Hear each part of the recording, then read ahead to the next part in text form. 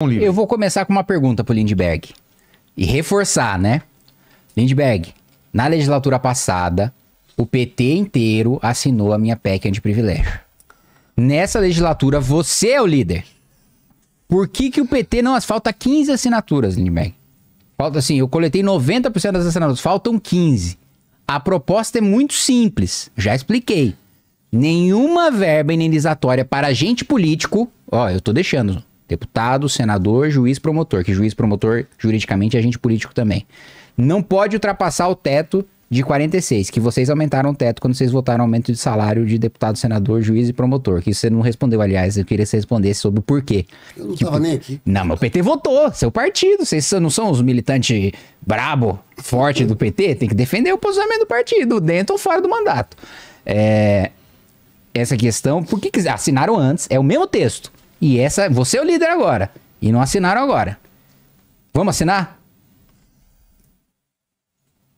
O seu é azul. Esqueci um ponto. E acaba com férias de 60 dias. Isso.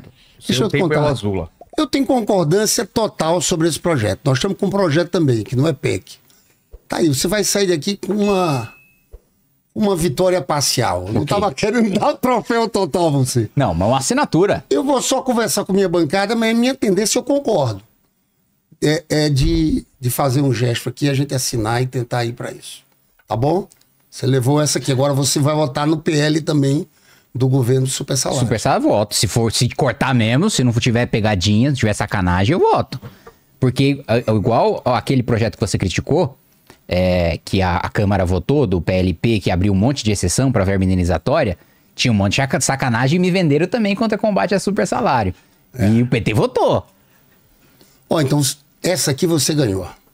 Eu vou conseguir esses votos pra gente assinar isso, porque é importante. Rapaz, veja só. Líder do PT garante assinaturas do Partido dos Trabalhadores pra PEC antiprivilégio. Eu concordo totalmente por isso. Eu fui o relator do fim do 14º. Já valeu o debate. Já, obrigado a todos, foi um prazer. E eu tô aqui caladinho querendo que você gaste seu tempo todo. Nada disso. Lá. E eu vou só rebater um último ponto sobre a última fala do Lindbergh. Primeiro, para explicar para as pessoas que estão assistindo e não conhecem o caso da FIP, né? Que eu fui relator do projeto de lei do licenciamento ambiental, né? E contratei o estudo da FIP para mostrar os impactos, que é um ganho de 200 bilhões de reais em 10 anos com o relatório que eu tinha escrito na época, se fosse aprovado. E aí o Augusto Aras, para encher meu saco, porque eu criticava a nomeação dele, que aliás... E foi arquivado. Uma das razões pelas quais eu criticava a nomeação do Aras é porque o Bolsonaro se dizia o anti-PT, mas o Aras é um amigo do Dirceu ali. Os dois são bem próximos e aí o Bolsonaro nomeou, ele dizia que era um cara, ia nomear alguém da Lava Jato, ia nomear alguém do, né, do enfrentamento da época, e aí nomeou o Aras, que não tinha nada a ver com a história, pelo contrário, depois foi contra o modelo de forças-tarefas da Lava Jato. Esse é um ponto. Agora, Lindbergh, não dá pra gente dizer que, e eu não sei se esse é o seu posicionamento, eu até queria a sua resposta, que o Petrolão não aconteceu, que o Petrolão não existiu. Porque assim, você tem envolvidos confessando. E você tem diretores da empresa e empresários devolvendo bilhões de reais para os cofres públicos. Então, não tem como o cara devolver o que ele não roubou, porque ele não teria se ele não tivesse roubado em primeiro lugar. Então, você há de concordar comigo que o Petrolão aconteceu. Agora, você pode me dizer, não, tal e tal e tal e tal pessoa foi injusto, não tinha nada a ver e foi envolvido sem ter relação. Agora, que não existiu... Até o Dirceu deu entrevista para Globo News no mês passado dizendo, não podemos dizer que porque os processos foram anulados que nunca existiu corrupção. Não, deixa eu te contar. O tal de um dos envolvidos naquele negócio da Petrobras, o Barroso, tem a gravação com ele. Dizendo que ele... Isso vem lá de trás, vem lá do Fernando Henrique Cardoso. Não, Lindbergh, você tá de sacanagem. Que o Petrolão veio do Fernando Henrique? Não tô de sacanagem, não. Eu tô querendo dizer que tem um problema de corrupção. Não tô querendo jogar pro Fernando Henrique, não. Endêmico. Estrutural, endêmico nessa coisa toda. O que foi errado ali foi o jeito como fizeram, como se for... Teve gente em tudo, teve gente do PT, teve gente de outros partidos ali naquele negócio. Porque nessa questão de corrupção não é assim. Isso aqui tem que ter uma vigilância grande no país inteiro com uma questão de Estado. Então, eu não estou dizendo que não houve, claro.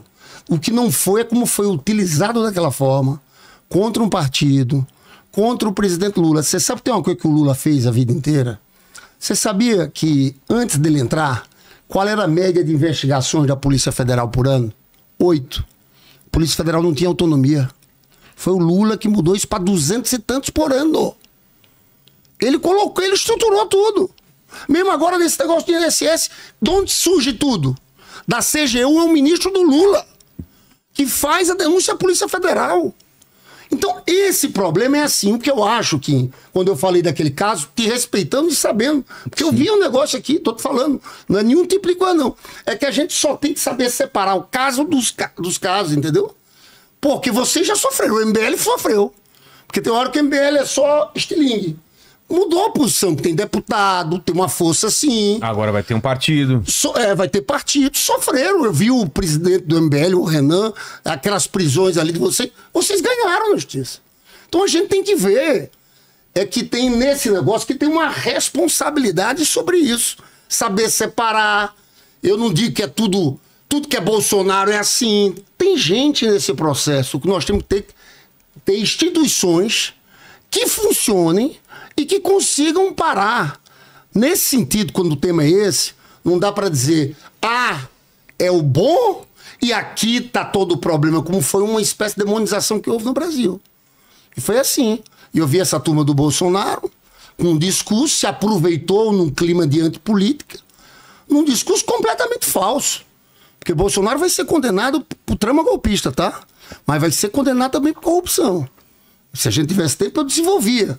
Então eu só acho que nisso aí a gente tem que evitar alguns maniqueísmos disso aqui e fortalecer as instituições. Mas você admite então que o Petrolão aconteceu e que tinha gente do PT envolvida? Claro que teve escândalo de corrupção na Petrobras ali, claro que teve gente do PT ali que teve envolvida e teve gente de vários outros partidos envolvidos. E quando eu falei Fernando Henrique, não foi acusando o Fernando Henrique, não, que seja dito isso. Não foi acusando o Fernando Henrique. Dizendo que os caras... dizendo que desde a época dele tinha alguma coisa. Mas isso é depoimento dos caras todos, entendeu? É uma coisa muito estrutural. Por isso que eu acho que a saída nesse caso aqui tem que ser uma saída institucional. Fortalecer as instâncias. Fortalecer a Polícia Federal. Porque isso ameaça, inclusive, a democracia, né? Claro! É a desmoralização da democracia, da política. Aí você vem aventuras autoritárias por aí que surgem a partir disso. Só não acho que a gente pode dizer que o enfrentamento, porque como muitas vezes acho que o discurso petista faz parecer, que o enfrentamento à corrupção faz surgir aventuras autoritárias. Ou outro discurso... Não, isso não. Isso, eu tô dizendo que faz parecer, que às vezes o discurso petista faz parecer que o enfrentamento à corrupção faz trazer aventuras autoritárias, né? Acho que há um justo... Ou que gera uma crise do Brasil. Porque, vamos lá, continuo sendo um militante político. E militante político pela minha convicção e ainda com a minha crença de que a classe política merece o descrédito que tem. É a minha avaliação. E não só de uma ideologia. Eu acho que não é à toa que as pessoas, quando pensam num político, pensam num vagabundo, pensam num picareta. Porque esses são grandes exemplos que nós vimos na política nacional, né? Não só Petrolão, Mensalão, mas também, já que o Lindbergh, né, gosta de falar do Bolsonaro aqui, ele acha que tá com o Bolsonaro na frente dele aqui. De orçamento secreto também. No caso do orçamento secreto do Bolsonaro, fui para o plenário e denunciei, inclusive um trabalho fenomenal do jornalista Breno Pires, e tinha cidade lá do Maranhão, de deputado da base do Bolsonaro, que declarava que tinha tirado 32 dentes da boca de cada habitante para justificar o recebimento em repasse de orçamento secreto na saúde. Então não é à toa que... Porque eu vejo uma coisa é você ser autoritário.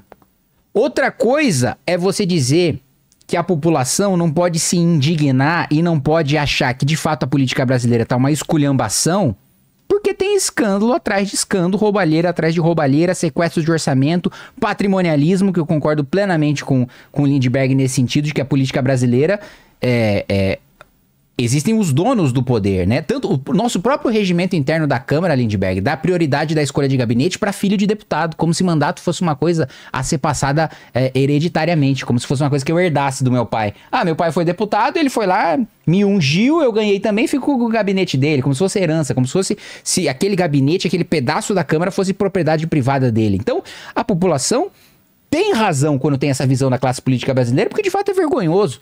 Um exemplo que eu dou, e que eu dei recentemente, foi do ministro da Agricultura do Japão. Você soube o que aconteceu com ele? Não. Ele deu uma entrevista, foi perguntado para ele sobre o preço, a inflação no arroz, que é o principal alimento no Japão, né? E ele falou o seguinte: olha, eu não sei sobre o preço do arroz, porque sempre que eu vou para minha base eleitoral, meus eleitores me dão arroz de presente. Então eu tenho arroz para dar e vender, tenho arroz de sobra. Isso repercutiu tão mal na sociedade japonesa que o ministro da Agricultura veio em rede nacional pedir desculpa e dizer que renunciava ao cargo porque a sua postura tinha sido incompatível com a postura de um ministro de Estado. Agora veja no Brasil, o sujeito sequestra orçamento, faz orçamento secreto, rouba dinheiro, paga propina, recebe propina e nem preso vai, e nem se envergonha, nem pede desculpa, muito menos renunciar ao cargo. Quantas vezes a gente viu um político brasileiro voluntariamente renunciar ao cargo por vergonha da sua atitude? Nunca! Nunca! Para ficar por dentro de mais cortes excelentes, inscreva-se no Treta no Congresso.